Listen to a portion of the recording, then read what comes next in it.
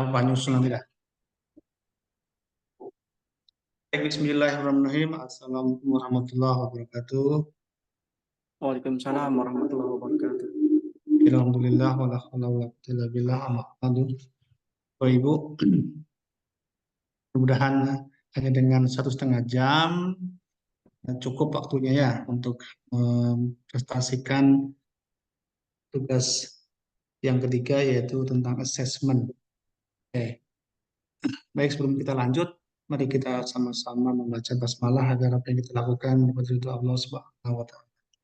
Bismillahirrahmanirrahim.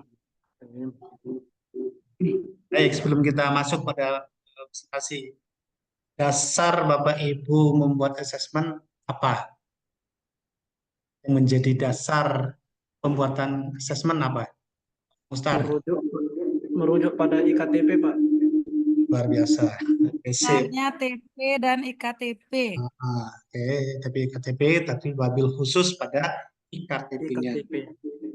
Nanti ketika presentasi, Bu Elin dan Mbak Mustar langsung tunjukkan TP IKTP-nya, kemudian satu-satu jelaskan. Untuk IKTP yang ini, saya akan menggunakan teknik ini, bentuknya ini instrumennya. Untuk IKTP yang kedua, ini bunyinya, nanti tekniknya ini, instrumennya seperti ini. Oke? Nah, silakan. Siapa dulu tuh? Pak Mustar atau Bu Elin? Ayo, Mbak Elin. Pak Mustar aja dah. Ini kita tunggu Pak Hendra nih. Sebentar, Pak.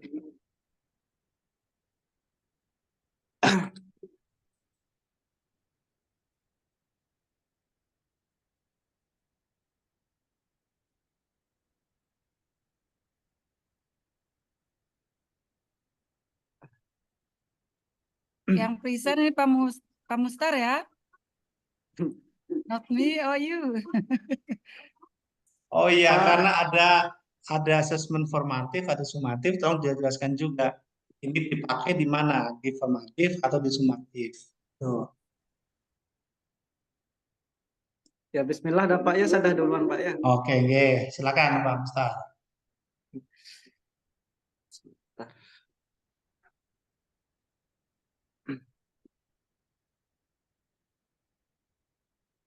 Nah, mulai Pak ya. Oke, semoga silakan. Bismillahirrahmanirrahim. Assalamualaikum warahmatullahi wabarakatuh. Waalaikumsalam warahmatullahi wabarakatuh. Terima kasih pada Itu jaraknya berdekatan Pak, makanya jadi apa namanya itu istilahnya tabrakan itu apa namanya? Oke, dah. saya ucapkan terima kasih kepada yang telah memberikan saya kesempatan untuk mempresentasikan asesmen terkait dengan KTP yang di elemen usul fikih. Baik Bapak Ibu, kemarin kita sudah membahas tentang apa kemarin desain pembelajarannya. Nah, di sini saya ingin menunjukkan dulu KTP-nya di sini ada 4 ya. Peserta di sini peserta didik mampu membedakan objek dan lain sebagainya. Ini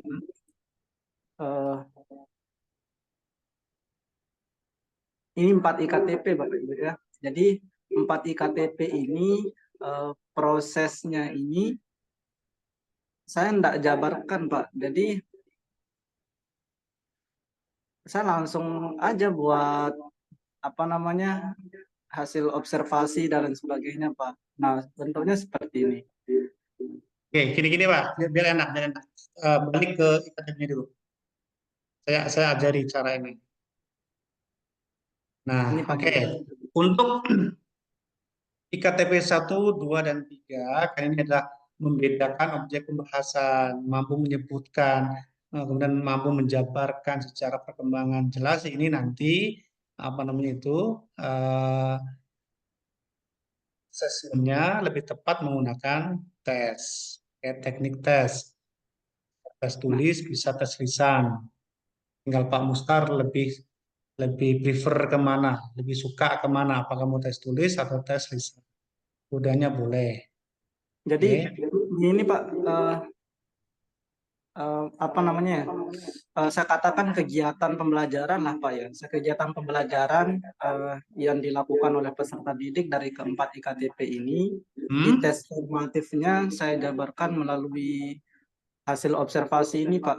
Nah, kemudian yang terutama 3 IKTP Pak ya, terutama nah ini Pak, saya buatkan tes sumatifnya dari apa namanya keempat IKTP itu seperti ini Pak. Jadi saya pakai tes tulis, ini Ya. soalnya, kemudian saya sudah buatkan skornya berapa untuk soal nomor 1 dan lain sebagainya.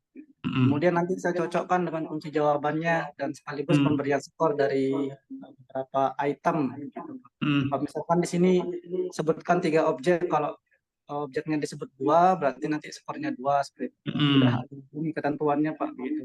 Jadi Oke. ini untuk nilainya ada skor perolehan dibagi dengan skor maksimal. Skor maksimal dari ini adalah dari soal ini 20 Pak. Diakumulasi dari jumlah skor yang ini. Nah, kemudian dikali 100 maka nanti akan ketemu. Kemudian dikonversi dengan nilainya. Konversi nilainya predikatnya ada A, B, C sampai D. Nah, ini klasifikasinya Pak. Jadi kalau Ya. misalkan siswa nanti mampu menjawab dengan konversi nilai misalkan 71 sampai 85, maka dia akan mendapat predikat P dan lain sebagainya. Seperti itu Pak kira-kira. Oke. Nah, ini kan akan nyambung tadi dengan penjelasan saya. Jadi untuk indikator 1 dan 3, oke, ini akan menggunakan assessment Asesmen test, sumatif. ya, dengan instrumen dan soalnya patternnya ada di bawah seperti ini. Bapak tunjukkan yang tadi itu, gitu. Nah, ini akan dipakai sebagai assessment sumatif umpamanya. Sedangkan untuk formatif juga ada terkait dengan indikator 1, 2, 3 umpamanya. Karena Bapak tadi kan ada diskusi juga itu kan, untuk apa? Diskusinya membahas tentang apa? Tentang tadi itu, tentang Tentang 3 IKTP itu Pak. ya, kata itu dipakai sebagai formatifnya, kalau begitu. Jadi selain sumatif ada juga formatifnya dalam rangka mencapai indikator 1, 2, 3. Jadi Bapak menjelaskannya enak gitu loh. Untuk indikator 1 dan 3, ini nanti saya akan menggunakan assessment formatif dan sumatif. Yang formatif berbentuk apa, ya, dan yang sumatif berbentuk apa. Nah, bentuk instrumennya ada di bawah ini. Tunjukkan bawa ke bawah tadi itu Pak Mustar tadi itu. Oh, enggak Pak. Enggak. Bapak kan sudah membuat semua ini, tinggal Bapak jelaskan sekarang ini. Jadi untuk indikator 1 dan 3, teknik assessment yang saya pakai adalah tes, yaitu tes tulis. Oke. Saya ulang berarti Pak ya. Oh iya, biar lebih enak ya. Enggak Pak, siap. Nanti akan calon ini juga, fasilitator. Baik. Baik Bapak Ibu, saya akan mengulang sedikit penjelasan saya terkait dengan asesmen yang saya gunakan pada IKTP ini. Untuk IKTP 1 dan 2 ini saya memakai 2 asesmen. Asesmen pertama yaitu asesmen formatif, di mana bentuknya adalah observasi. Kemudian asesmen yang kedua yaitu bentuknya asesmen sumatif. Nanti asesmen sumatif ini bentuknya adalah tes. Jadi bentuk instrumen dan lain sebagainya, soal tes dan lain sebagainya sudah saya buatkan. Contoh instrumennya seperti di bawah ini Bapak Ibu. Jadi ini adalah bentuk asesmen formatifnya. Nah, teknik asesmennya adalah observasi, kemudian bentuk instrumennya adalah roman atau lembar observasinya. Jadi apa yang diobservasi di sini? Yang diobservasi di sini adalah kegiatan diskusinya atau presentasi dan refleksi yang dilakukan oleh siswa selama kegiatan pembelajaran berlangsung. Kemudian selama terjadi proses kegiatan pembelajaran yang dilakukan atau yang didiskusikan itu oleh si peserta didik itu adalah IKTP 1 sampai dengan IKTP 3, yaitu berbicara tentang objeknya, kemudian berbicara tentang sejarah dan perkembangannya dan lain sebagainya. Dan jadi selama kegiatan pembelajaran saya melakukan observasi terhadap perkembangan peserta didik seperti itu. Nah, ini adalah instrumennya. Jadi aspek yang saya amati itu adalah bentuk kerjasama dari peserta didik, kemudian keaktifannya, dan ide gagasan yang disampaikan pada saat melakukan presentasi di dalam kegiatan pembelajarannya. Nah, ini adalah nama-nama siswa saya, Bapak Ibu, dan lain sebagainya. Nah, ini adalah skornya. Jadi nilainya nanti bagaimana? Nilainya sama dengan skor dikali dengan 25 per masing-masing dari siswa kita. Oke. Kemudian Bentar Pak, asesmen Pak Mustar, sebentar. Oke, di sini. Biar lebih bagus Pak, jadi di bawah kerjasama, aktifan dan ide gagasan, langsung aja skornya Pak. Jadi kerjasama nanti dibagi 4 kolom, 1, 2, 3, 4. Oh gitu. Aktifan juga, kan nanti Bapak membuat ininya. Untuk kan tinggal keaktifan si M Judi itu berapa skornya? Ya umumnya berarti langsung aja centang di kolom yang tiga itu. Jadi langsung aja skornya ini langsung di bawah masing-masing aspek itu. Jangan terpisah seperti ini. Kalau Oh seperti ini, jadi saya kalau seperti taruhkan ini langsung gimana skornya. Bapak mau memilih kerjasama? Oh iya Pak. Kalau katakanlah nih Sudi, kalau kasih skor 3, ini kalau untuk kerjasama terus keaktifan di mana? Gimana Pak? Skor ini kan ada 1, 2, 3, 4. Kalau seperti ini, Bapak akan memberikan skor untuk kerjasama, aktifan dan ide atau gagasan bagaimana? Cara memberikan Oh cara skor ini. memberikan skornya Pak ya? Iya, kalau seperti ini kan bingung Bapak nanti. Karena hanya Oh, ada iya. satu kolom untuk skor saja. Kalau sudah dipakai untuk kerjasama, berarti keaktifan dan ide di mana nanti pemberian skornya. Oh Tapi berarti harus. kalau masing-masing skor diberikan di bawah aspek kan lebih enak. Oh, Coba Bapak sekarang buat 1, 2, 3, 4 ini. Langsung dibuatkan. Yang skor yang di samping kanan ini dihapus, pindahkan ke di masing-masing aspek itu. Itu kan lebih enak nanti dalam memberikan scoringnya. berarti saya buatkan kolom lagi di bawah kerjasama gitu Pak ya? Iya, 1, 2, 3, 4 itu. Oh gitu. Aktifan 1, 3, 4.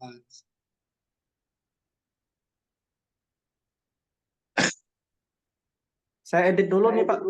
Ya, nanti ada. Nanti. Oh iya siap. Lanjut, Lanjut Pak lanjut. gimana Pak? Oke, lanjut. Nah, baik Bapak Ibu, saya lanjutkan. Kemudian asesmen yang saya lakukan adalah yang kedua yaitu asesmen sumatif. Nah, asesmen sumatif ini tercover 3 IKTP ya. Sebenarnya keempat IKTP-nya juga tercover, tapi nanti asesmen IKTP ini sebenarnya saya mau buatkan untuk ranah psikomotoriknya. Tapi belum saya buatkan sebenarnya nih Pak, jadi belum selesai sebenarnya. Nah, jadi untuk asesmen sumatif ini saya buatkan dulu di 3 IKTP tersebut untuk mengetahui perkembangan siswa dalam memahami materi yang diajarkan. Nah, ini adalah bentuknya. Ini juga sebenarnya belum sempurna nih Bapak. Jadi sengaja saya buatkan di sini 3 skor untuk soal nomor 1, 5 skor untuk soal nomor 2 dan lain sebagainya. Ini untuk memudahkan dalam memberikan penskoran nantinya. Ya.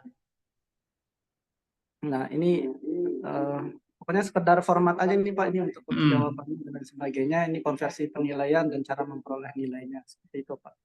Oke. Jadi yang harus dilengkapi di sini adalah kunci jawaban untuk Ini masing-masing kunci soal jawaban. dan juga rubrik penilaiannya. Di Oke. sana sudah ada keterangan skor 3, skor 5. Nah, diberikan keterangannya rubriknya adalah skor 3 jika bagaimana, skor 2 jika bagaimana, skor 1 jika bagaimana, skor Oke. 0 jika bagaimana. Oke, itu. Cukup Pak nggih? Oke, terus yang lain? Yang lain gimana Pak?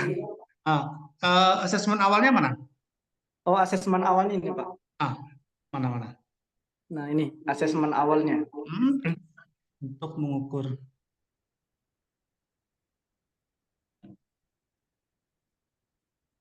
membedakan pengelompok.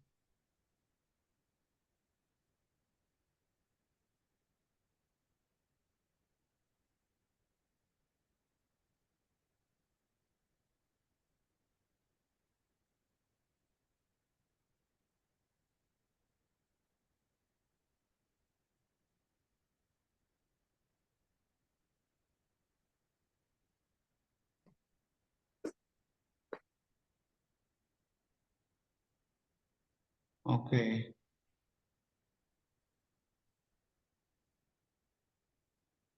Saya lupa sebenarnya ada rumusnya juga, tapi coba nanti eh, sama-sama kita cari, Ge. Mungkin Pak Musa juga udah pengalaman, Bu Elin juga, Pak Hendra sama-sama sering ikut webinar, workshop gitu ya.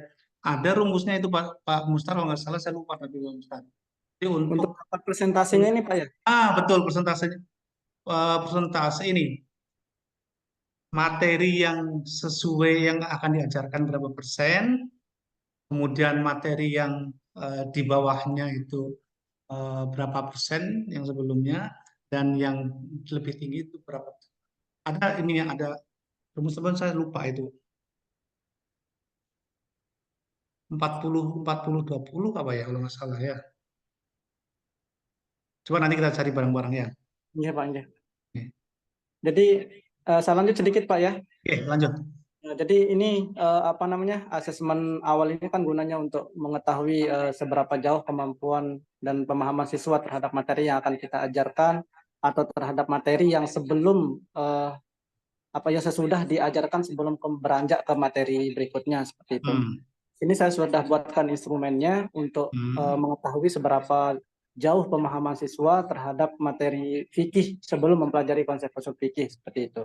Nah, ini adalah hasil tindak lanjutnya dari hasil asesmen awal. Jika nanti siswa misalkan mendapatkan nilai di bawah presentasi, maka nanti tindak lanjut saya adalah untuk memberikan siswa tersebut, akan saya berikan referensi untuk dibaca di rumah dan lain sebagainya.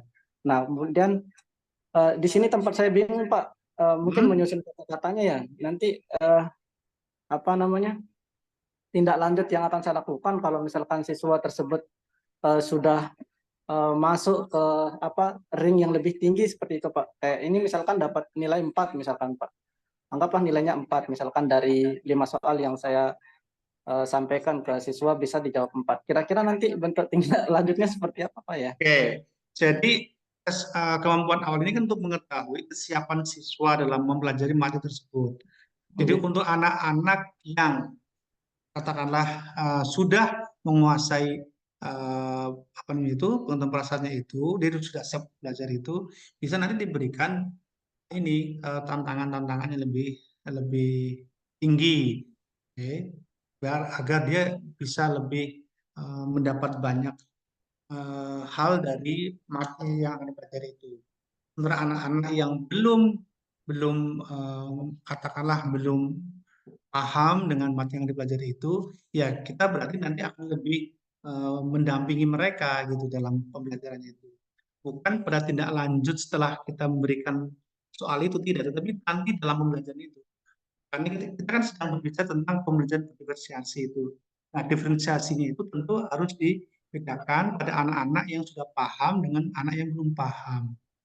Oke, makanya tadi saya mengatakan ada komposisinya, ada proporsinya soal-soal yang sesuai dengan indikator atau TP-nya itu, ada soal yang sudah di atasnya, oke, ada soal yang di bawahnya itu.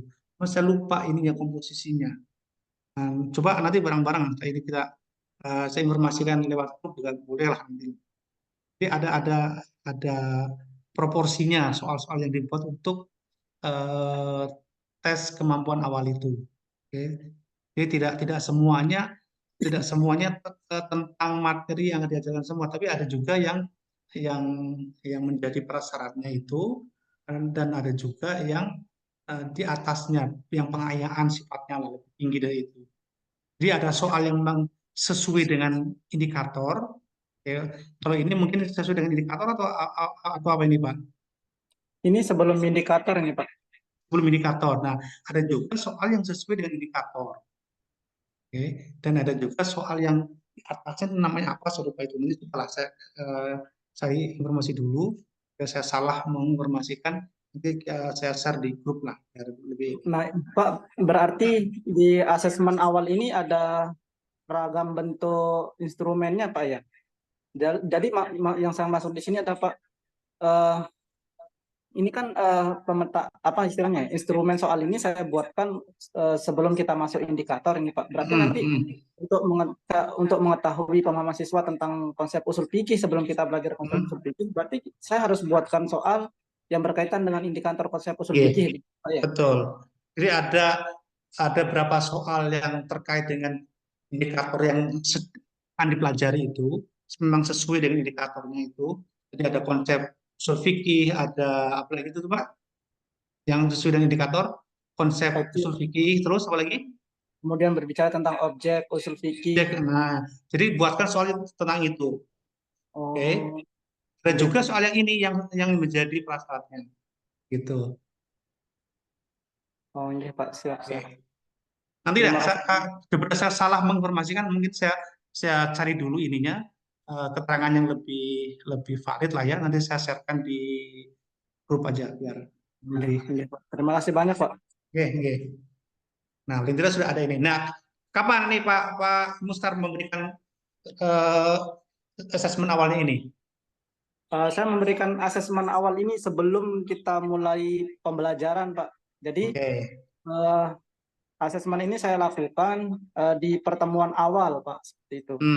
Maksudnya di pertemuan pertama gitu, Pak. Oke, banyak disebutkan seperti itu, tetapi sebaiknya lakukan itu paling tidak ya H-1 lah sebelum pembelajaran. Syukur-syukur H-2.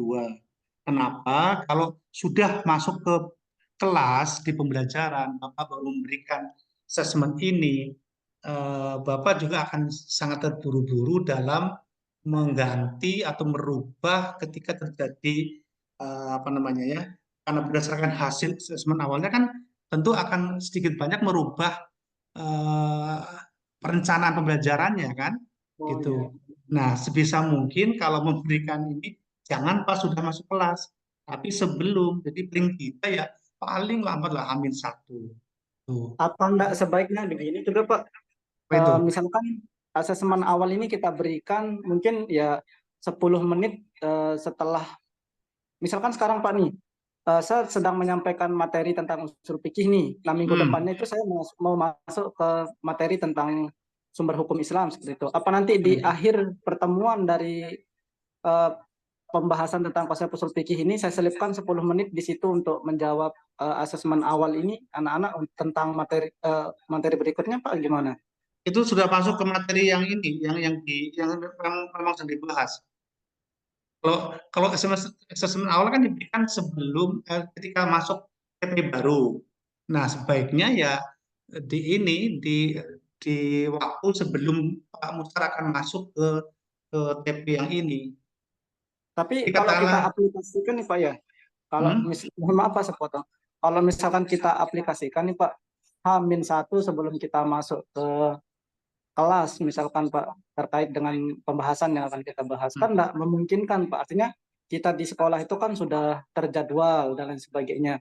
Kalaupun nanti kita memberikan asesmen awal ini, otomatis pada saat kita memberikan siswa itu pasti jadi PR gitu loh Pak. Nah, gini, biasa sekarang nggak tahu kalau di Pak Mustar, teman-teman guru kan biasanya punya grup WA biasanya kan. Nah, bisa di-share di situ. Gitu. Kirim soalnya via WA biar mereka mengerjakan di rumah gitu. Nggak masalah Pak, dia mau katakanlah dengan cara bagaimana menjawabnya itu. Kalau memang anak yang serius, dia juga akan benar-benar menjawab dengan serius. Kalau yang enggak kan kadang juga ada. Tapi setidaknya kita sudah memiliki data. Kalau ingin lebih ini lagi, lebih ya tanda kutip ya, agak valid, apa memberikan soalnya dan menunggu jawabannya dibatasi waktu. Katakanlah, Nana, tolong Bapak akan mengirimkan apa namanya itu soal untuk dijawab pada jam sekian sampai jam sekian. Tolong nanti Nana kerjakan ya. Jadi, dibatasi dengan waktu biar agak lebih serius kan begitu. Saya kira kalau sekarang ini sudah zamannya lah, artinya hampir semua guru memiliki grup-grup WA seperti itu, jadi memudahkan juga Bapak Ibu guru dalam kalau ingin melakukan assessment seperti ini. Gitu, karena saya ngobrol juga dengan teman guru, iya Pak, kami punya grup WA kok, jadi insya Allah bisa lah kami melakukan. Nah, Gitu. Berarti dengan hasil asesmen awal ini Pak, berarti sudah pasti perencanaan pembelajaran kita itu pasti akan berubah Pak ya? Hampir pasti iya, hampir pasti, hampir pasti. Kecuali kalau Bapak penganut paham ethical sosro. Apapun hasilnya, ya gitu-gitu aja saya akan laksanakan. Apapun makannya, botol sosro minumnya. Lebih enak itu sebenarnya. Ya gitu, harusnya ada perubahan. Makanya di assessment ini kan muncul di dua tempat sebenarnya. Di kompetensi awal, Bapak nanti menyajikan, menampilkan hasil assessment awalnya seperti apa. Itu di kompetensi awal. Tolong ditampilkan di sana, ditambahkan di sana. Nanti di kompetensi awal, hasil assessment awal itu seperti apa hasilnya. Nah, sementara di assessment yang di komponen inti, itu yang ditampilkan adalah instrumennya. Gitu. Kalau kompetensi awal kan ada di informasi umum itu. Nah, itu yang ditampilkan adalah hasil assessment awalnya seperti apa dan deskripsikan, jelaskan di situ hasil assessment awalnya. Sementara kalau di assessment yang ini, di komponen inti ini adalah seperti apa bentuk instrumennya itu. Jenis atau teknik dan bentuk instrumen seperti apa yang di sini.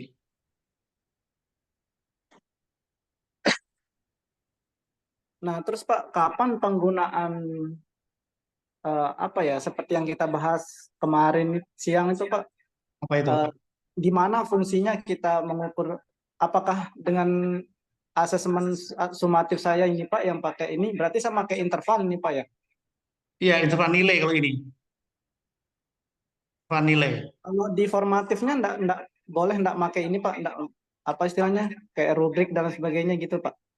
Oke, sekali lagi, formatif ini kan berfungsi untuk menjembatani anak supaya sampai pada ketercapaian sumatifnya itu. Artinya kalau mereka diskusi dengan baik, membahas indikator 1, 2, 3, insya Allah mereka akan bisa menjawab pertanyaan yang ada di sumatif. Kan begitu. Jadi sering terkait sebenarnya. Kalau formatifnya bagus, prosesnya bagus, seharusnya di sumatif juga akan bagus. Gitu. Kalau diskusinya tadi bagus, membahas tentang indikator 1, 2, 3, dan mereka paham, otomatis ketika sumatif diberikan oleh Pak Mustar, mereka harusnya bagus. Gitu. Kan sudah mereka bahas di formatif ini. Gitu, Pak. Hubungannya jelas ada. Siap Pak, terima kasih banyak Pak. Oke, monggo. Berarti untuk Pak Mustar sudah selesai, cukup, bagus. Oke, kita beri aplaus. Oh, sekarang gantian. Bu Elin. Nanti setelah Bu Baik, Elin, Pak Hendra. saya mohon undur diri Oke. presentasinya. Terima kasih Pak Coach.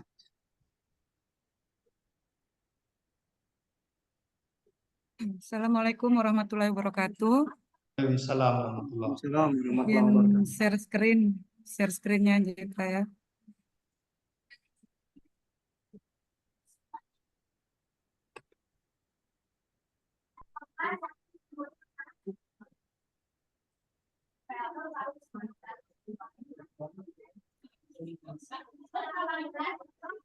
Ya.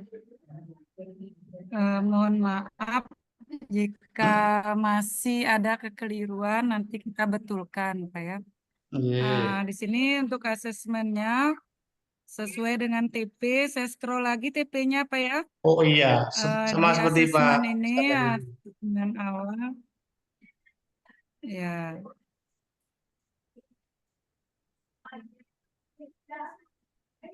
Memahami fungsi sosial, struktur teks, dan unsur kebahasaan dari teks analytical exposition, dan IKTP-nya, siswa mampu menganalisa jenis dari teks. Yang masuk di sini adalah teks analytical exposition. Yang kedua, siswa mampu mengidentifikasi tujuan dari teks analytical exposition. Yang ketiga, mampu mengidentifikasi unsur kebahasaan dari teks analytical exposition. Yang keempat, siswa mampu mengidentifikasi struktur generic dari teks analytical exposition.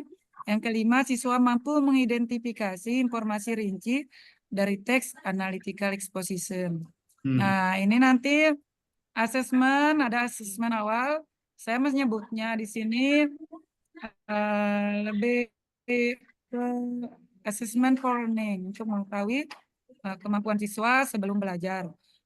Saya menyebutnya asesmen diagnostik. Mungkin bisa ya Pak ya? Karena kan awal sebelum tindakan pelajaran dimulai. Jadi fungsinya untuk menganalisis pemetaan kebutuhan belajar siswa berdasarkan kesiapan belajar siswa. Pertanyaan berupa kuis, berupa pertanyaan pemantik atau latihan soal pendek yang mengacu kepada materi yang akan dipelajari.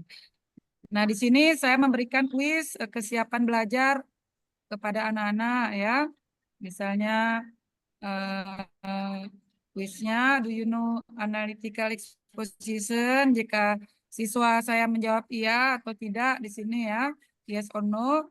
Do you know simple present tense? Di sini yes or no. Do you know social media? How much time do you spend your social media? Ini mengacu kepada teksnya nanti, teks awal yang akan diberikan berupa listening. Do you enjoy social media? Why? Kemudian memilih media pembelajaran karena ini diferensiasi, mereka bisa belajarnya berupa video, berupa teks pendek, tertulis, atau gambar, skrip, dan lain-lain. Nah, bentar Bu Elin, bentar. ya, Naikin lagi. Di kesiapan belajar tadi. Nah, oke.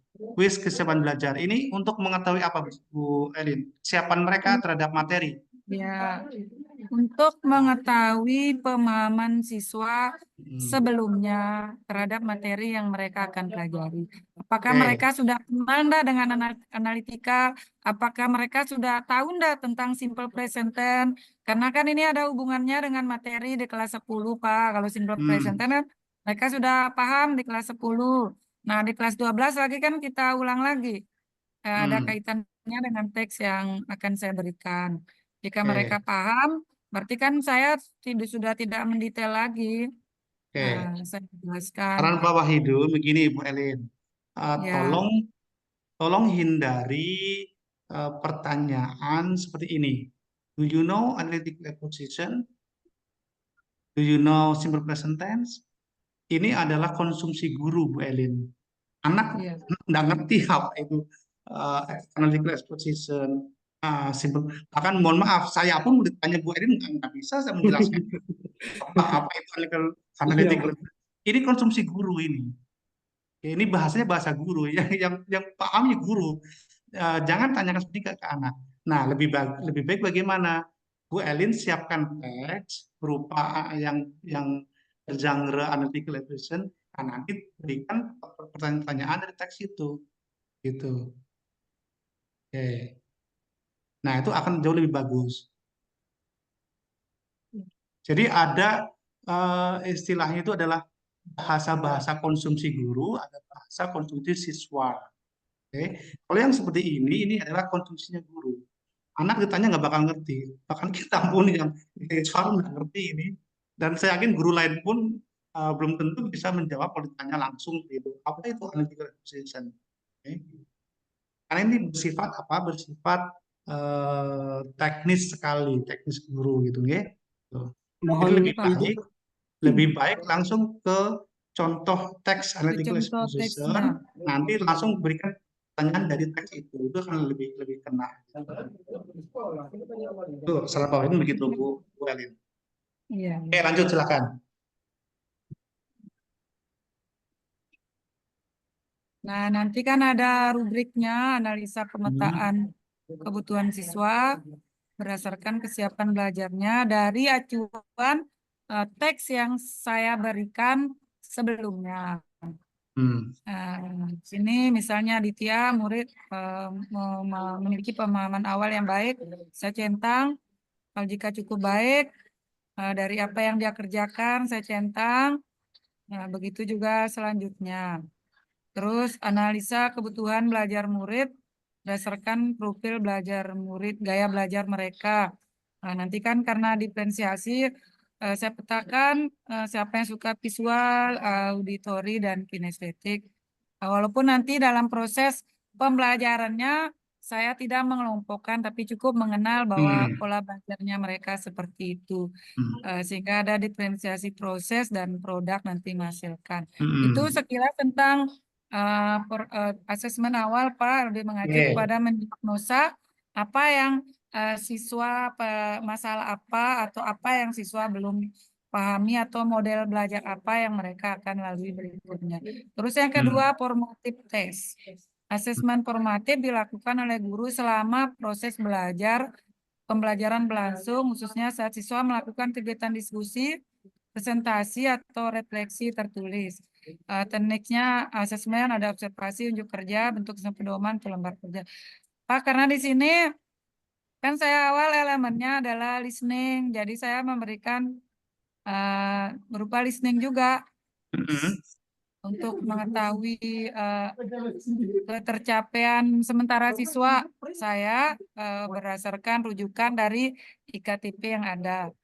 Nah, di sini saya memberikan post listening, Pak, ya, karena kan ada pre listening, ada well listening, ada post listening, karena fungsinya di sini untuk mengetahui kemampuan listeningnya anak-anak terhadap IKTP yang saya berikan, walaupun nanti kan acuan untuk pengambilan nilainya di rapot kan ada di sumatif ya, sumatif asesmen akhir.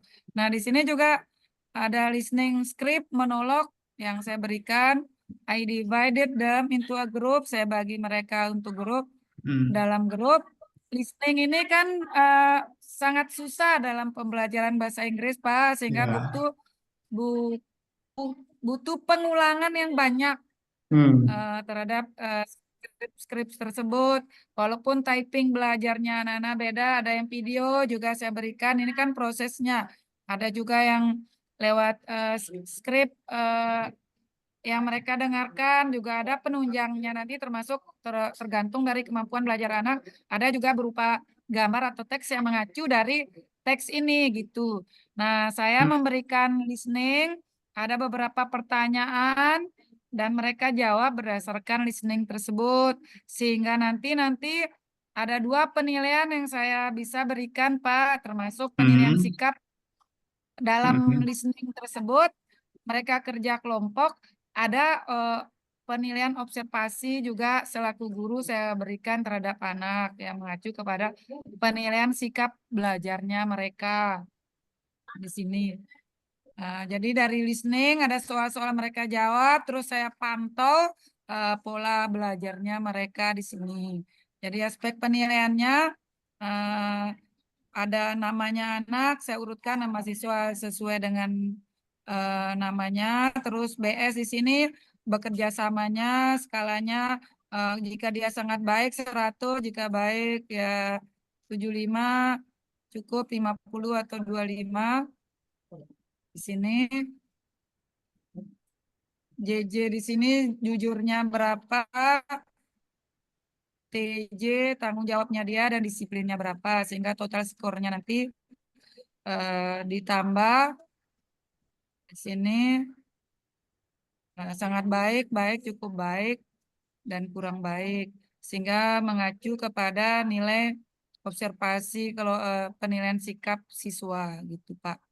Jadi ini yang sekilas yang saya pahami tentang formative test, asesmen yang dilakukan saat pembelajaran berlangsung untuk mengetahui sekilas pemahamannya anak terhadap IKTP yang sudah saya berikan, dan ini juga kita bisa mengobservasi perilaku anak terhadap kinerja mereka selama proses pembelajaran. Itu yang menjadi targeting saya. Terus yang selanjutnya ada penilaian akhir, asesmen sumatif. Asesmen sumatif ini jelas saya harus mengukur apa yang harus saya ukur, tentu juga sesuai dengan IKTP yang ada. Nah, tes yang saya tulis di sini adalah asesmen berupa pengetahuan, itu tes tertulis berupa multiple choice, pilihan ganda. Ini berupa tidak listening, Pak, tetapi tes tertulis ya, karena ini kan akumulasi dari elemen skill yang ada. Menurut pemahaman saya begitu. Jadi tidak listening saya berikan listening cukup saat while listening, saat listening formatif. Terus kalau sumatif, di sini tes tertulis, ada tesnya, ada 5 soal, karena IKTP-nya di situ juga ada 5, Pak. Choose the best, read the text below, choose the best answer, pilihlah Itu kan jawaban yang katanya terbaik. listening, Bu Elin. Iya, Bu Pak. Elin, kan Iya, listening. iya. Kenapa kok jadi read the text? Oh iya. Oh, di sini harus karena begini, Pak. Kan menurut saya sumatif yang saya berikan ini kan rangkuman akhir dari beberapa elemen yang saya berikan gitu. Nah, kan ada listening, reading, writing.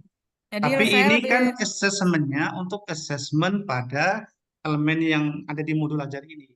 Kalau di modul ajar ini Ibu mengambil elemen listening dan apa berbicara, listening. umpamanya, berarti nanti ya, ya harus listening. Jadi listen to Ya, the apa? berarti bentar Pak, saya Pak sudah. Hmm. Ya, ya. Berarti nanti saya carikan skrip listening. Seperti ini, Betul. nanti kan ada rekamannya, recordingnya. Saya memang Pak, saya mau ganti seperti itu, tapi ini ada. Saya memberikan listening, ini ada skripnya, nanti bisa berupa berkode listening juga ya, berkode Oke. listening. Yang anak-anak bisa berkodkan. Terus pertanyaannya juga hampir sama seperti ini, cuman dibacakan lewat Betul, audio. iya. Terus terkait IKTP-nya ini nomor 1 tentang jenis teks, apa dia naratif, report, analytical, eksposisi dan Betul. lain-lain juga mengacu kepada IKTP. Ini ada rubrik anunya Pak. Carikan nanti memahami skrip apa namanya skrip. listening yang terkait dengan IKTP tadi itu. Ya Pak. Hmm. Berarti nanti tugas saya carikan skrip listening karena elemen yang diukur adalah listening. Kalau yang Wismatiknya terkait enggak? dengan tes itu nggih. Iya, iya. Semuanya tes atau ada yang untuk kerja atau yang lain? Yang nggak hafal tadi itu. Dari beberapa IKTP itu semuanya tes atau ada yang non tes? Oh, ada non tes juga tadi katanya. Kalau nggak salah Ibu ya. Ada observasi apa itu? Nah, saya mengambilnya berupa tes saja, Pak. Tapi saya di sini memberikan the next assessment, ada tes tertulis, ada non tes. Nah, tapi saya memakai untuk asesmen akhir adalah saya memakai tes tertulis. Tes tertulis Kalau ya berupa listening, terus mereka jawabnya nanti kan ada ini ada apa soalnya yang mereka harus lingkar jawabannya kan berdasarkan apa yang dia dengarkan gitu. Kalau memang hanya tertulis, berarti dihapus saja yang non tesnya itu. Dihapus Ya. ini apa ya? Tapi coba dicek lagi ininya IKTP-nya memang apakah hanya tes aja atau ada yang non tes coba. Ini Pak Bukan yang IKTP-nya. di atas. Oh, ini sama ya? Ya, ini kan Oke, oke. Coba aja tadi. Coba tadi sama yang saya IKTP-nya coba. copy di atas. Ya. Pak, IKTP-nya coba lagi Bu, turunin. Siswa mampu IKTP. menganalisa jenis dan Terus bukan. IKTP-nya coba IKTP-nya. Ini, Apakah hanya tes saja atau mungkin ada yang non ini tes? tuh Terus siswa mampu menganalisis jenis, oke, mampu mengidentifikasi, oke, yang keempat mampu siswa mampu sama. mengenai tujuan dari tes. Ya, kalau ini Tugas. bisa menggunakan tes semua. Struktur genre.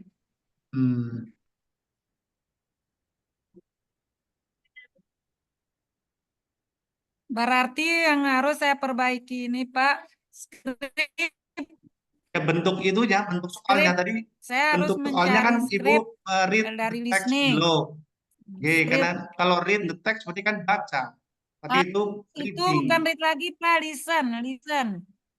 Makanya itu yang harus diperbaiki Ya, adalah listen. bentuk soalnya itu. Soalnya Bu Edin yang pertama tadi kan Ya. read the text, ganti dengan listen. Iya, Nah, listen Pak. tapi kalau listen kan biasanya kan nggak ada listen to the text on the. Oh, Ibu akan memberikan teksnya, skripnya ke anak-anak. Ya kan nanti ada monolognya, Pak. Ada monolog yang mereka harus dengarkan yang terkait dengan analytical eksposisi. Dari monolog tersebut mereka menjawab pilihan ganda multiple choice yang sudah saya printkan. Nah, soalnya seperti ini. Jadi teksnya yang mereka dengarkan. Gitu. Halo? Oke, Jadi itu untuk yang saya maksud. Jadi kalau itu pertanyaan tertulis. Teksnya, monolognya yang mereka listenkan. mm, biasanya kalau listening seperti itu, jadi yang kita bagikan ke anak-anak adalah soal dan jawabannya. Sedangkan teksnya Ya, itu ada di mana? Ya di ada di kaset script, atau di kaset, ya, audio yang akan kita video. putarkan nanti itu. Hmm. Tuh, nggih. Saya akan perbaiki nanti, Pak. Nanti di modul akhir Nggih, biar komplit semua. sip. Ya, makasih, Nggih. Pak. Oke. Assalamualaikum warahmatullahi wabarakatuh. Waalaikumsalam warahmatullahi wabarakatuh. Nah, Pak Indra.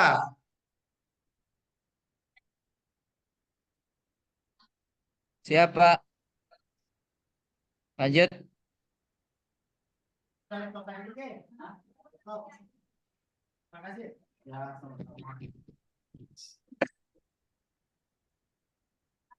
Ya, Assalamualaikum warahmatullahi wabarakatuh.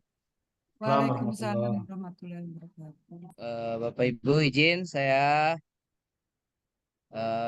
melanjutkan presentasi terkait dengan asesmen.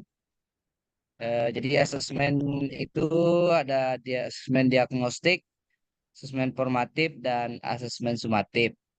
Nah, untuk asesmen diagnostik saya buat menjadi dua. Ada asesmen diagnostik non kognitif, itu bentuk emotion yang akan dianukan oleh siswa. Guru meminta peserta didik memilih salah satu ekspresi pada 4 macam emoji. Manakah gambar emoji yang mewakili kondisi harimu?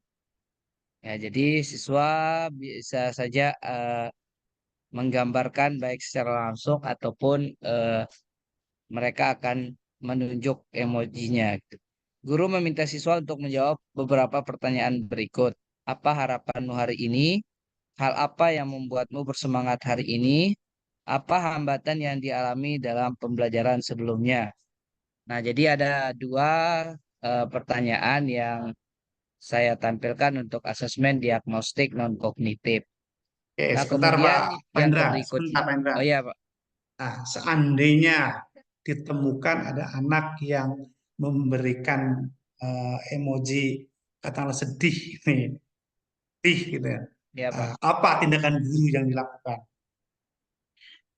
eh Kita pakai coaching dia, Pak. Artinya kita coachi dia apakah kita lebih mendalami secara individu, mungkin tidak langsung di dalam kelas itu, Pak, karena ini mungkin ada hal-hal yang mungkin membuat dia resah dan gelisah di dalam kelas. Nanti setelah pembelajaran kita akan meminta waktunya dia untuk kita coaching apakah kita stabilkan emosinya, kemudian stabilkan dirinya, kemudian buat keyakinan dirinya itu untuk untuk kita menstabilkan kondisi anak seperti itu, Pak. Nah, ini penting Pak Mustar, Bu Elin. Kalau kita memberikan ini apa namanya itu asesmen awal berupa yang non kognitif ini dan kita mendapati ada anak yang katakanlah memberikan emoji sedih gitu ya. Nah, ini harus menjadi perhatian Bapak Ibu. Tuh, jangan langsung ke materi. Karena ada anak kita yang sedang dalam kondisi tidak siap secara psikis. Oke. Bagaimana upaya guru? Ya, kita buat supaya anak di kelas kita semuanya bisa siap secara psikis, berbeda ya. Kan harus siap secara fisik dan psikis ya. Nah, ini ternyata ada anak yang tidak siap. Mungkin ada satu, ada dua, ada mungkin malah tiga yang memberikan tanda emosi sedih. Semuanya. Nah, kita ajak ice breaking dulu. Oke, satu ice breaking. Biar senang artinya. Yang kedua, kita dekati anak itu nanti. Oke, tanya ada apa gitu ya. Ya, kalau itu masalah teknis bagaimana cara mendekati anak supaya kita juga tahu ada masalah apa mungkin gitu ya. Nah, itu juga dilakukan oleh guru supaya anak itu lebih siap secara psikis dan juga merasa ada yang ada yang mensupport dia, ada yang membantu dia. Mungkin di rumah dia mengalami apa namanya ketidaknyamanan, orang tuanya sedang dengan apa ibu guru di sekolah kan dianggap sebagai orang tua kedua. Syukur-syukur bisa lebih memperhatikan, bisa menggantikan peran orang tua yang mungkin dia tidak dapatkan di rumah itu. Ini penting. Jadi, bagus ini kalau seperti ini, kalau bagus melakukan asesmen kognitif seperti ini, tapi tidak hanya sekedar memberikan saja, tapi ketika mengetahui ada anak yang sedang tidak baik-baik saja, ya kita sebagai guru sebisa mungkin membuat dia baik-baik saja.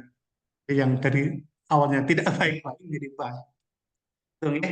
Ini penting dilakukan oleh kita sebagai guru. Lanjut Pak Hendra, mohon maaf memotong tadi.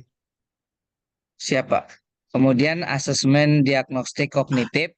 Nah, asesmen diagnostik kognitif ini Pak, itu muncul di kegiatan pendahuluan seperti yang sudah disampaikan sebelumnya Pak. Di pertanyaan-pertanyaan ini ada di kegiatan pendahuluan, asesmen diagnostik kognitifnya. Kemudian asesmen formatif, nah ini yang akan kita tanyakan kepada siswa. Ada 1 sampai 10 pertanyaan. Eh, jadi jelaskan pengertian berpoya-poya, riya, sum'ah, takabur, dan hasad. Bagaimana cara menghindari sifat hidup berpoya-poya. Bagaimana cara menghindari sifat takabur. Apa dampak negatif sikap hidup berpoya-poya. Apa ciri-ciri seseorang yang bersifat riya dan sum'ah. Apa yang dimaksud dengan perilaku tabzir dan israf. Apa dampak negatif hidup berpoya-poya. Jelaskan bagaimana cara menghindari sifat riya dan sum'ah.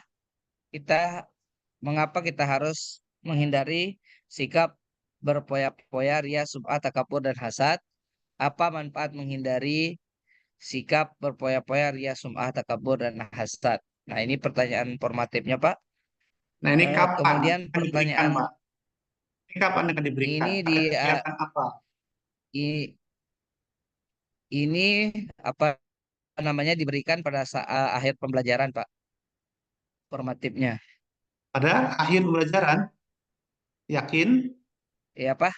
Yakin di akhir Pada pembelajaran? tahap proses pembelajaran, Mas. Hmm. Di proses pembelajaran, Pak. Ada kegiatan yang mana? Ya, di proses pembelajaran. Di kegiatan yang mana? Di kegiatan bisa bisa juga di apa namanya? Kalau kembali, Di nah pada langkah-langkah kegiatan pembelajaran ya di bagian ini mana? Pak, ya Hmm. di di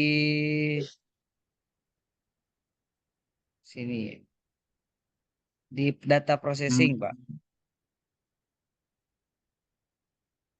Yakin itu? Ini pertemuan keduanya. Ini data processing.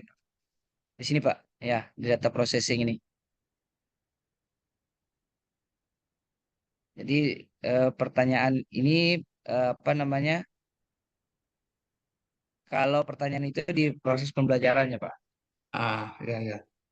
Oke, oke.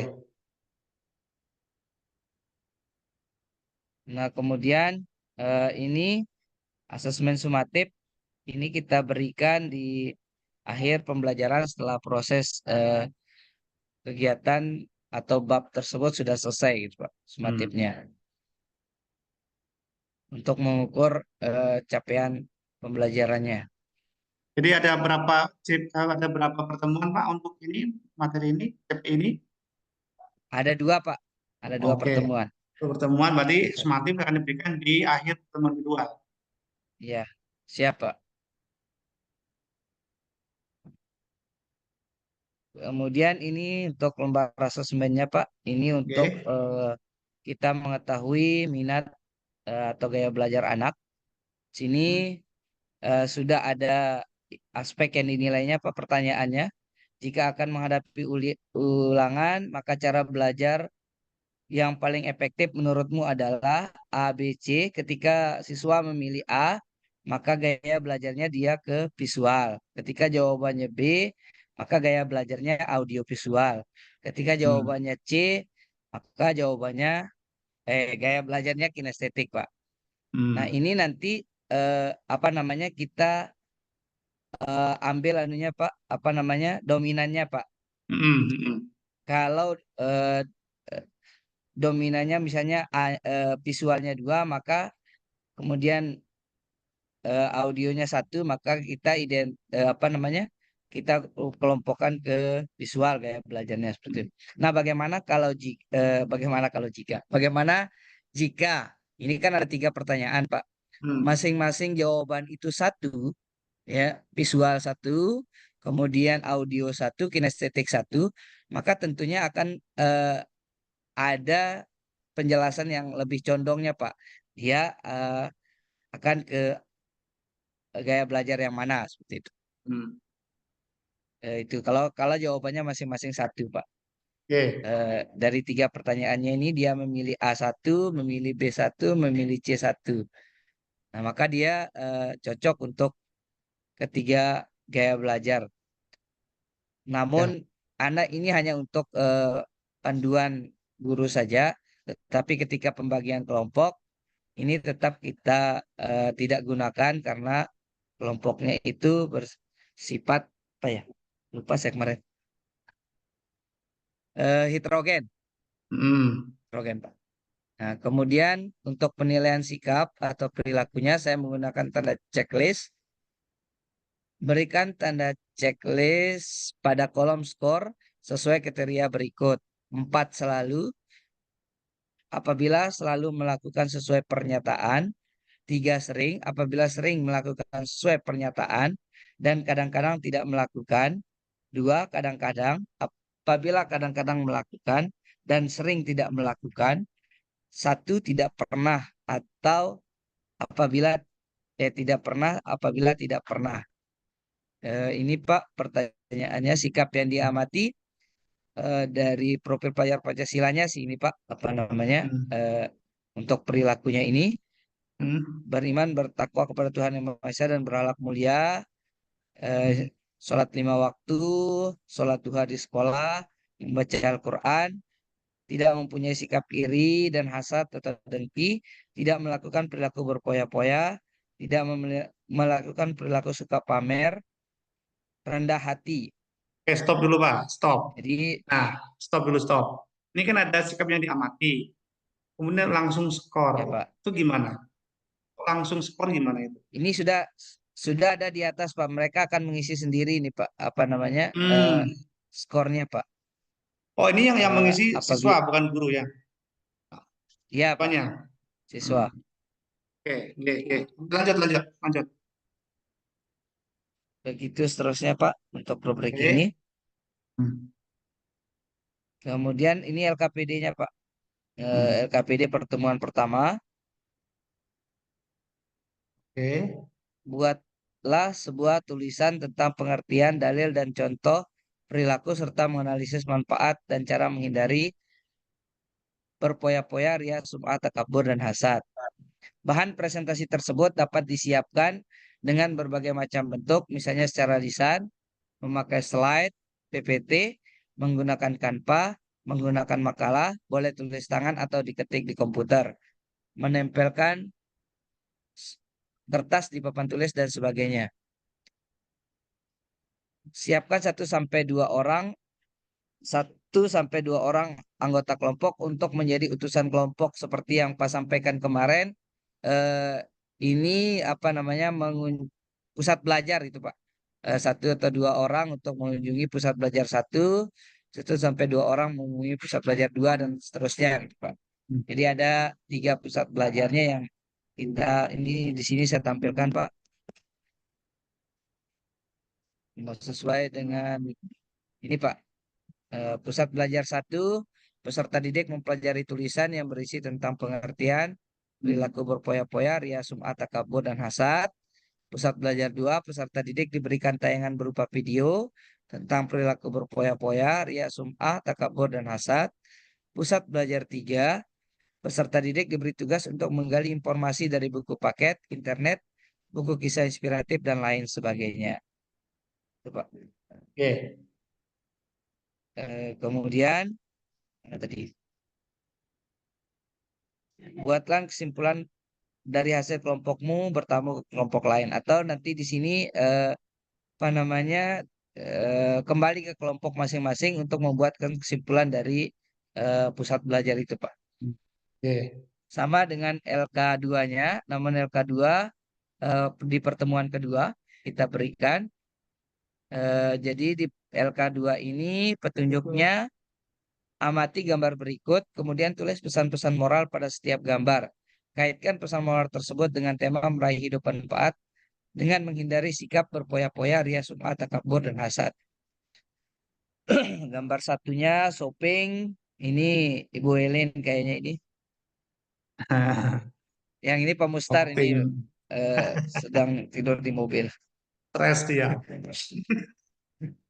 Nunggu beli mobil dulu, Ya, Pak. kemudian petunjuknya buatlah karya berupa quotes. Quote berbentuk kata-kata bijak atau kata-kata mutiara yang bertujuan untuk memberi motivasi, inspirasi, pengingat agar tidak melakukan perilaku berpoya-poya, ria, sum'ah, takabur, dan hasad, serta bersikap rendah hati dalam kehidupan sehari-hari. Quote dapat dibuat dalam bentuk poster, digital atau manual, slide PowerPoint, Canva, video TikTok atau video pembelajaran. Quote boleh dikerjakan secara mandiri atau secara berkelompok dengan anggota kelompok yang bisa dipilih sendiri berdasarkan karakteristik tertentu. Atau ini bisa juga sesuai dengan kelompok yang dibagikan seperti itu. Kemudian mana ini? Kemudian unggahlah atau upload quote tersebut ke media sosial kalian seperti status WA, Facebook, Instagram, YouTube, blog, dan lain sebagainya. Kumpulkan bukti-bukti berupa tangkapan layar sebagai bentuk laporan kepada guru. LK-nya, Pak. Kemudian ini instrumennya, Pak, untuk kita menilai LKPD dari siswa, dari hasil siswa. Aspek yang dinilai, apakah tugas dikerjakan lengkap dan sesuai dengan tanggal pengumpulan yang telah disepakati. Dia akan mendapat skor 3, manakala sebelum waktu maksimal pengumpulan tugas yang telah disepakati, dia akan mendapatkan skor 2 dengan rubriknya sesuai dengan waktu maksimal pengumpulan tugas yang telah disepakati. Dia akan mendapatkan poin 1, melebihi atau lewat dari waktu maksimal pengumpulan tugas yang telah disepakati. Aspek berikutnya, peserta didik mampu menuliskan rumusan masalah dengan tepat sesuai dengan materi. Rubriknya dan skornya 3. Manakala menuliskan rumusan masalah dengan tepat dan sesuai, dia mendapatkan skor 2. Manakala menuliskan rumusan masalah dengan kurang tepat dan namun masih ada kesesuaian, dapat skor 1. Tidak mampu menuliskan rumusan masalah dengan tepat dan sesuai. Kemudian apakah terdapat gambar atau tabel yang dibuat? 3, Pak. Apakah terdapat daftar pustaka sumber informasi dalam menyelesaikan tugas yang dikerjakan? Dia akan mendapatkan poin 3. Manakala daftar pustaka lengkap sesuai dengan kriteria. Daftar pustaka ada tetapi 3 lengkap dapat poin 2. Tidak ada daftar pustaka dapat poin 1. Begitu seterusnya, Pak. Lihat. Nah, ini kemudian nilai formatifnya, Pak. Yang jadi kita turunkan ke format ini, Pak, untuk anunya. Itu sih, Pak, anunya. Oke. Saja. Kembali ke LKPD, Pak. Yang atas, Pak. Terima kasih, Pak. Ini sudah membuat LKPD. Kebetulan. Oke, nah, oke. Top. Jadi, yang utama memang kan dalam RPP ataupun Mudah Ajar, itu kan ada tujuan pembelajaran, langkah-langkah atau tujuan pembelajaran, yang ketiga adalah assessment. Ini yang tiga ini sudah kita bahas semua. Nah, tetapi ini juga penting ini LKPD karena apa? Ini sebagai ciri dari pembelajaran konstruktivisme. Karena mampu membangun sendiri pemahamannya jika kita fasilitasi mereka dengan kegiatan-kegiatan yang membuat mereka bisa mengkonstruksi pengetahuan. Nah, caranya bagaimana? Ya kita siapkan dengan LKPD ini. Nah, jadi tugas selanjutnya memang akan saya berikan ini. membuat LKPD ini. Nah, ini kemudian sudah contohnya dari Pak Hendra, cuma harus saya tambahkan sedikit ini. Jadi selain langsung kelas ini, tolong tambahkan TP dan IKTP-nya, Pak. Jadi, TP IKTP-nya apa Apanya, Pak? ditambah TP dan IKTP. Oh iya. Ya, supaya Oh jelas siap. nanti. Nah, jadi LKPD ini terkait dengan IKTP yang mana ini, TP dan IKTP yang mana. Jadi kalau ada 4 IKTP jangan semuanya dituliskan Pak, tapi pilih IKTP yang sesuai dengan LKPD-nya ini. Tuh. Tembak pada indikator yang mana yang LKPD ini. Terus yang berikutnya ini sudah ada petunjuk pelaksanaannya, bagaimana siswa akan bekerja nanti dengan LKPD ini. Tetapi yang kurang adalah lembar jawabannya atau lembar kerjanya itu yang mana. Ini kan baru petunjuk bagi anak-anak untuk melaksanakan LKPD-nya. Tetapi lembar kerjanya kan belum ada. Nah, tolong dibuatkan. Jadi contoh di sini adalah anak diminta untuk mencari pengertian, dalil, contoh perilaku, manfaat atau apa. Nah, buatkan nanti tabelnya di bawah itu. Kan tabelnya terkait dengan ini, apa yang dicari tentang pengertian apa itu? Pengertian apa, Pak? Sifat tercela. Nah, Berfoya-foya ya, sum'ah, takabur, dan hasad. di pengertian sifat tercela. Akan menjawab nanti. Jadi di kolom yang sebelah kiri adalah pengertian sifat tercela, nanti jawabannya di kolom sebelahnya, kolom sebelah kanannya. Kemudian apa itu? Dalil. Nah, dalil tentang sifat tercela atau dalil tentang apa? Silakan. Nanti intinya ada lembar kerja untuk mencari atau menjawab pertanyaan yang ada di tugas ini, di lembar kerja ini. Tuh. Jadi buatkan tabelnya itu Pak, format kerja anak-anak itu. Pengertian apa? Eh, at- Ini kan atau enggak mencari begini, Pak? Ini kan gimana? gimana, Pak? Izin, Gimana Pak. gimana? Jelas sebentar. Ini LKPD-nya, tetapi apa yang Bapak maksud itu tadi mungkin terlihat di sini, Pak, apa namanya eh, di kegiatan pembelajaran itu. Hmm. Misalnya ini pertemuan pertamanya. Mungkin ini Pak, apa namanya dari data-data ini dari mereka mengumpulkan itu mungkin Pak. Bisa begitu Pak? Eh, Oke, jadi agar mereka juga mudah dalam apa sih yang harus mereka cari, informasi apa, data apa yang harus mereka cari, Bapak siapkan dengan lembar kerjanya itu. Jadi contoh katakanlah nomor 1, pengertian apa, pengertian sifat tercela umumnya, atau pengertian sum'ah, pokoknya supaya anak tujuannya lebih terarah kerjanya, lebih mudah. Kalau tidak dibuatkan seperti itu, akan mempersulit anak-anak jadinya kurang fokus nanti mereka itu. Jadi silakan Bapak buatkan nanti itu apa namanya itu eh, pertanyaan dan jawaban apa yang harus mereka cari nanti itu. Karena ini kan lebih kepada pengetahuan kan. Jadi yang itu langsung saja di kolom sebelah kiri katakanlah pengertian apa, nanti kolom berikutnya jawabannya itu pengertiannya. ini Pak, apa namanya karena ini di poin 2-nya di B-nya itu jadi yang untuk menjawab yang A ini jadi diberikan kebebasan kepada siswa ini Pak, apa namanya apakah dia akan menampilkan itu dalam bentuk lisan Hmm. kemudian maupun PPT itu di produknya dia Pak, apa namanya Oke, saya tampilnya paham begitu. itu. Tetapi dengan Hmm. dengan adanya Bapak membuatkan tadi lembar kerjanya dulu itu, format soal dan jawabannya itu, format lembar kerjanya lah gitu ya, itu akan jauh lebih memudahkan mereka, baik mereka akan nanti membuat PowerPoint, membuat apa namanya itu video atau mungkin apalagi bentuknya macam-macam silakan. Tapi dasarnya modalnya bahan mentahnya dari lembar kerja yang Bapak siapkan itu. Beda kalau mereka tidak memiliki lembar kerja itu akan lebih sulit sebenarnya mencari, kalau ingin melihat apa sih pengertiannya, di mana lembar kerjanya. Tapi kalau sudah ada Bapak buatkan lembar kerjanya, kan tinggal melihat di situ saja.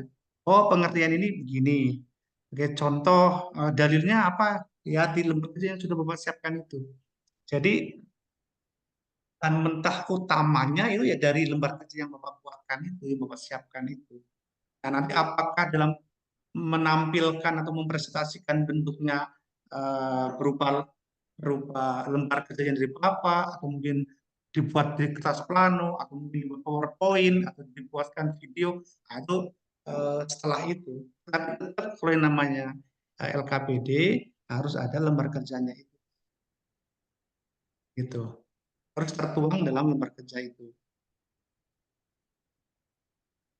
Kalau belum ada, belum bisa dikatakan lembar kerja nanti. Ini Bapak baru selesai pada petunjuk pelaksanaannya, list cuplaknya, tapi belum sampai pada format lembar kerjanya seperti apa. Nah, tolong dibuatkan itu. Kalaupun mereka nanti akan membuat hasilnya di PowerPoint, apa, tetap akan merujuk pada lembar kerja yang Bapak siapkan tadi itu. Nah, nanti Pak Mustar, Bu Erin juga sama seperti ini, ya. Jadi setelah membuatkan petunjuknya atau instruksinya, instruction gitu ya, anak harus ngapain sih dalam RKPD ini? Nah, tolong siapkan lembar kerjanya. Tuh.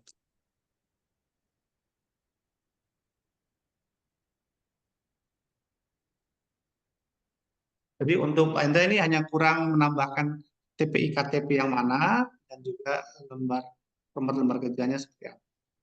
Nah, selesai nanti. Siap, Pak. Terus kalau memang ini ada jawaban-jawabannya, Mas, buatkan juga jawabannya, Pak Indra.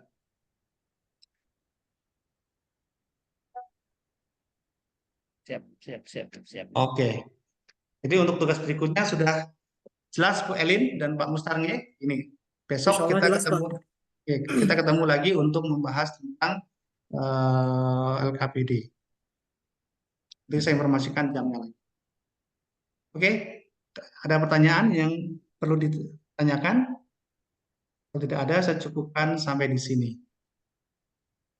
Biar saya bisa makan siang, nanti Pak. siap dengan kelompok Mataram.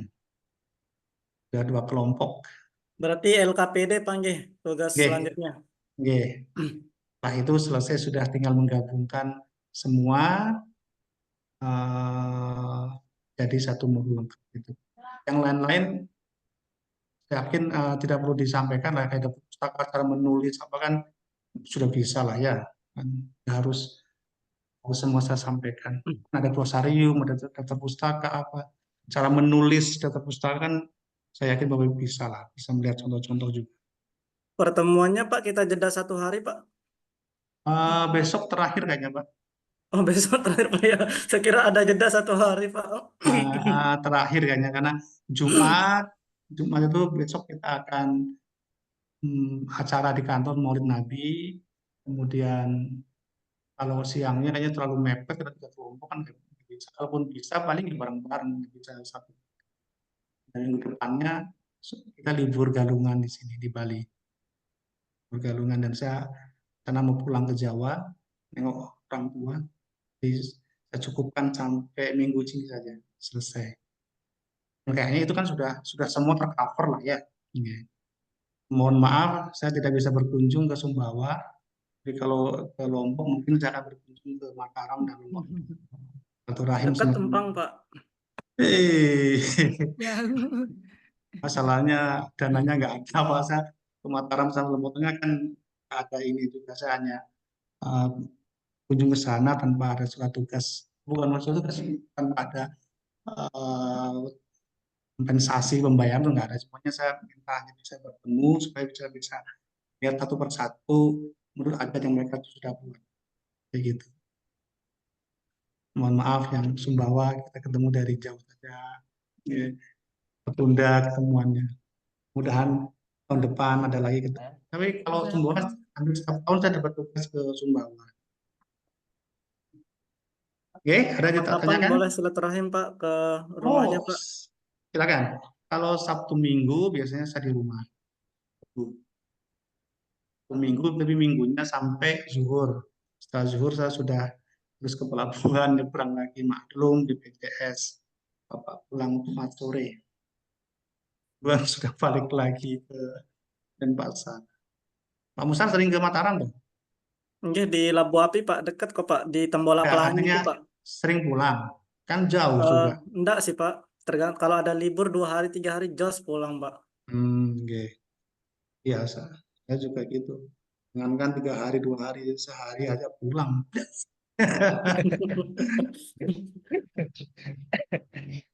Ambil gambar dulu, Oh iya, betul. ya, laporan. Hmm. Ya, saya Ya, stop screen dulu.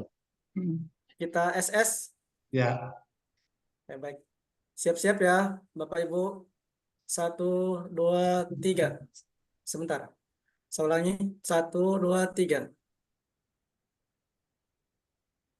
Minta satu yang tadi ada sedang tampil materi juga kegiatan saya sedang mengajar. Sudah Pak, sudah tadi. Oh, sudah. Oke, nggih. Sekali Oke, lagi Pak ya. nggih. 1, 2, 3. Siap. Selesai Pak. Terima kasih Oke. banyak Pak. Terima kasih. Tadi Kak. awali dengan basmalah, tadi dengan hamdalah. Alhamdulillahirabbil alamin. Alhamdulillahirabbil alamin. Selamat mengerjakan tugas selanjutnya. Salim dulu nggih. Assalamualaikum warahmatullahi wabarakatuh. Waalaikumsalam warahmatullahi wabarakatuh. Waalaikumsalam warahmatullahi wabarakatuh.